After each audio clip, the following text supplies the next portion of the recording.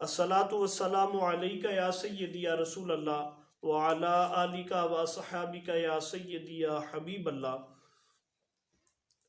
शब कदर की कुछ अलामात हैं जो आपके सामने बयान करने लगे हैं कि इन अलामात के ज़रिए हो सकता है अल्लाह तबारक व ताला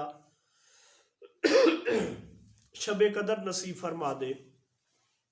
हज़रत इमाम शौरानी रहमतुल्लाह अलैह ने शब कदर की कुछ अलामतें बयान की हैं कि ये रात चमकदार और शफाफ होगी। दूसरे नंबर पर फरमाया कि शब कदर की रात ना ज़्यादा गर्म होगी और ना ही ज़्यादा ठंडी होगी, बल्कि ये मोतदल होगी।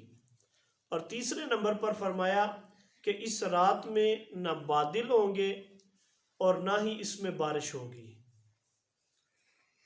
और चौथे नंबर पर फरमाया कि इस रात में सितारे नहीं टूटते जो शैतान को मारे जाते हैं। और पांचवें नंबर पर फरमाया कि इसकी सुबह को सूरज बगैर शुआ के निकलता है। और फिर आप फरमाते हैं कि इस रात में कुत्ते भी नहीं भौंकते।